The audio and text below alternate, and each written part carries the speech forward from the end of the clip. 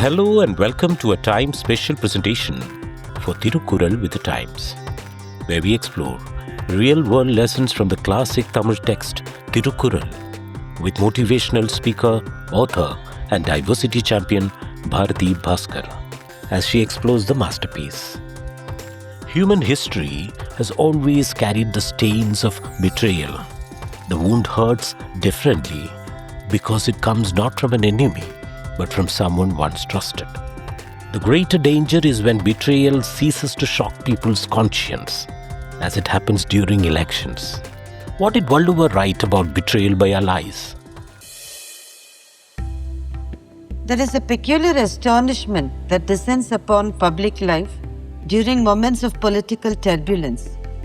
In the last few days, Tamil Nadu has witnessed a new beginning and also yet another season of shifting loyalties, hurried exits, whispered negotiations, and sudden embraces between yesterday's rivals.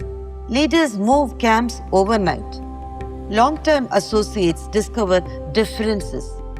Parties that once spoke the language of ideology now speak the language of arithmetic.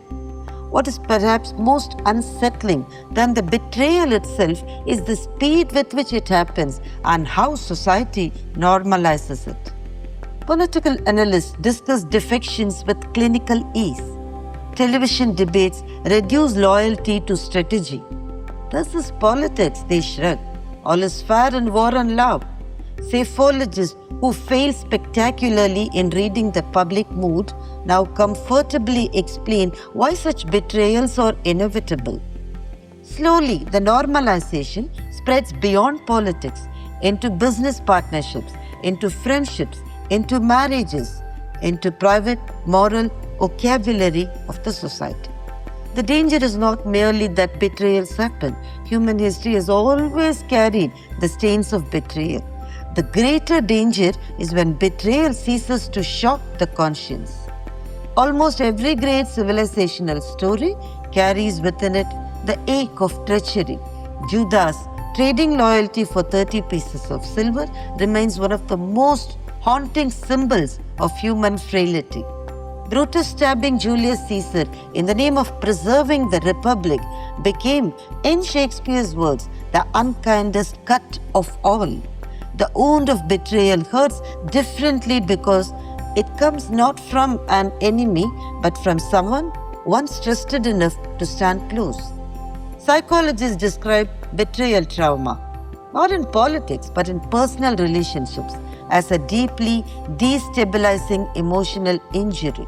Recovery is rarely linear. Shock, denial, anger, bargaining, depression, and acceptance arrive like unpredictable tides. Often, the betrayed person suffers less from the event itself and more from the collapse of emotional certainty. An enemy's attack is expected. A friend's betrayal unsettles one's faith in human bonds. Tamil literature too understood this complexity centuries ago. One of the great 5 epics of Tamil, Kundalakesi, revolves around betrayal and survival. Bhadra, the wealthy merchant's daughter from Puhar, falls in love with Kalan, a condemned thief. Blinded by affection, she persuades her father to save him from execution and marries him. But criminal instincts do not disappear merely because they are wrapped in romance. After a domestic quarrel where she mentions his past, Kalan secretly decides to kill her and escape with her jewelry. Pretending remorse, he invites her on a pilgrimage to a hilltop. There, he reveals his true intentions. In a chilling moment, betrayal stands fully unmasked. Bhadra asks one final wish, to circle her husband 3 times before death as a mark of respect. Kalan, amused and confident, agrees. During the 3rd round, standing behind him, she pushes him off the cliff. It is an extraordinary twist. Tamil literature gives the betrayed woman an instinct for survival. Later, she becomes Kundalakesi, renouncing worldly life by becoming a Buddhist monk. The story, later adapted by Kalaignar Karunanidhi in the film Mandari Kumari, remains startlingly modern. But life is rarely so dramatic. Most betrayals do not arrive with warnings atop hilltops. Many discover them too late in abandoned friendships, broken partnerships, political desertions, and silent disappearances during adversity.